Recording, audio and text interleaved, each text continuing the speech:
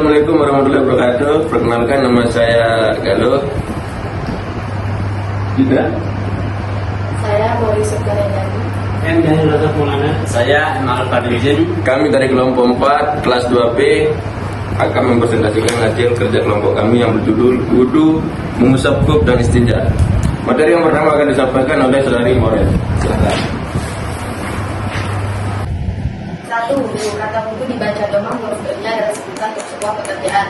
Sedangkan kata al-wudu dibaca fathah, huruf D-nya adalah sebutan untuk sesuatu yang digunakan untuk wudu. Wudu merupakan cara bersuci yang tujuannya untuk menghilangkan hadas kecil, seperti buang air besar, buang air kecil, dan tidur nyenyak. Syarat sah wudu. Yang pertama yaitu Islam, yang kedua yaitu mumayyiz, yang ketiga tidak ada yang menghalangi air wudu masuk, yang keempat masuk waktu sholat, yang kelima tahu akan kefarduan wudu, yang keenam tidak mengikhtiarkan fardu wudu sebagai hal yang disunahkan.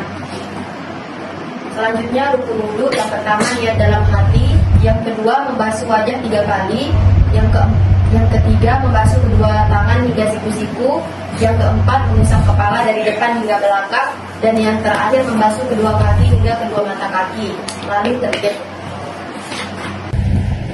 Sebab-sebab yang membatalkan wudu: yang pertama keluarnya sesuatu dari rukun dan rukun, yang kedua hilang akal, yang ketiga tidur, dan yang keempat persentuhan laki-laki dengan perempuan. Materi yang kedua yaitu tentang mengusap tubuh.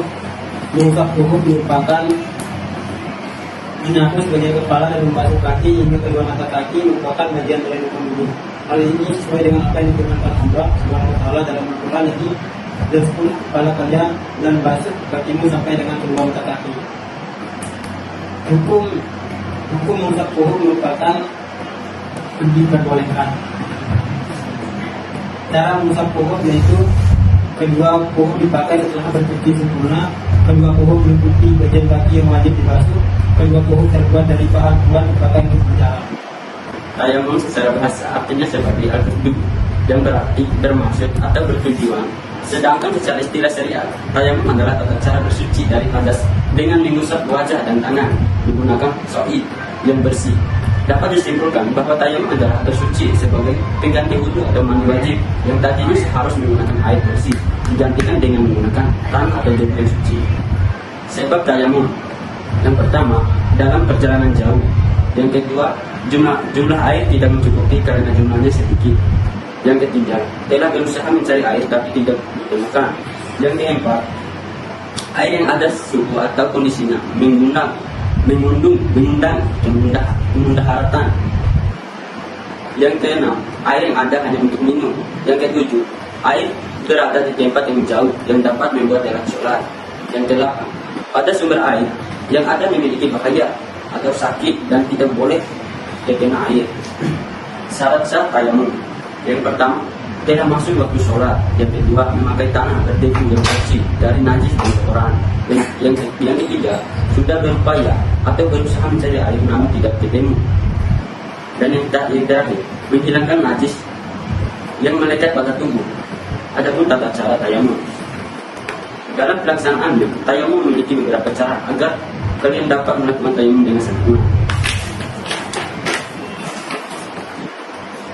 Siapkan atau carilah tanah yang berdebu atau debu yang bersih, menghadap ke kiblat, lalu mengucapkan Bismillahirrahmanirrahim dan niat tayamum yang berbunyi, nawaitul tayammuma li istibaqti sholati lillahi ta'ala.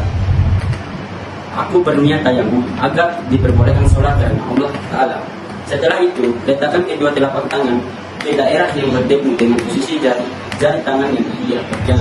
Kemudian, sebelum mengusapkan ke wajah, kamu harus meniup debu yang ada di tanganmu agar tidak terlalu banyak. Setelah itu, baru kamu usapkan kedua telapak tangan ke seluruh wajah dengan sisa debu tersebut. Diusahakan untuk meratakan debu ke seluruh wajah dan cukup dengan sekali menyentuh debu saja.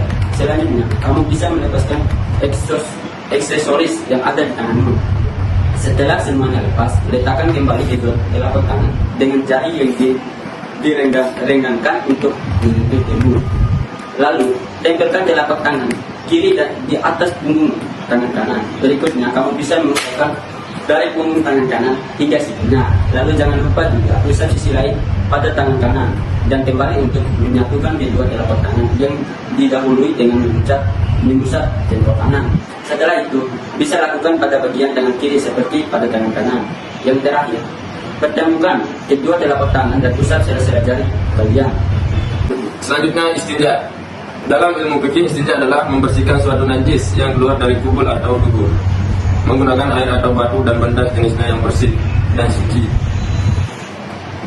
Syekh Abdul Rahman Al-Juzairi dalam fikih 4 mazhab jilid 1 menjelaskan, istilah ini disebut juga dengan istibah atau istijmar.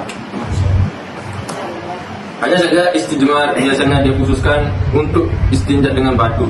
Istijmar sendiri diambil dari kata al-jimar yang berarti kerikil kecil, sedangkan disebut juga dengan istibah karena dampak yang ditimbulkan membersihkan kotoran, membuat jiwa terasa nyaman. Hukum istinja. Syekh Abdul Rahman Al-Juzairi mengatakan istinja hukum fardu. Ulama Hanafiyah berkata bahwa hukum istinja atau aktivitas lain yang menggantikan kedudukan. Sementara itu Hasan Ibnu Salim Al-Kaf dalam Al-Takirat Al-Sadidah bagaimana dijelaskan, Rasulullah membagi hukum istinja menjadi 6 jenis antara lain sebagai berikut. 1. Wajib. 2. Sunnah. 3. Mubah. 4. Makruh. 5. Haram. Dan 6. Khilaf al-aula, yakni antara mubah dan makruh.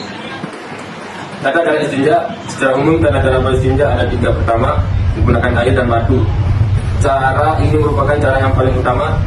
Batu dapat menghilangkan bentuk fisik najis, sementara itu air yang digunakan harus suci dan menyucikan. Air tersebut dapat menghilangkan bekas najis. Kedua, menggunakan air saja. Ketika menggunakan batu saja, adapun batu yang diperbolehkan untuk beristinja haruslah suci, bukan najis atau terkena najis, merupakan benda padat, kesat, dan bukan benda yang dihormati. Adab buang hajat ini sangat penting. Dalam Islam ada beberapa adab yang perlu diperhatikan saat buang hajat, antara lain sebagai berikut. 1. Istibra. Istibra yaitu mengeluarkan kotoran yang tersisa dalam makhraj, baik itu air kencing maupun kotoran, sampai dirasa tidak ada lagi kotoran yang tersisa. 2. Diharamkan buang hajat di atas kuburan. Alasan mengenai pendapat ini karena kuburan adalah tempat di mana orang bisa mengambil nasihat dan pelajaran. Maka termasuk adab sangat buruk jika seorang justru membuka aurat di atas kuburan dan kotor.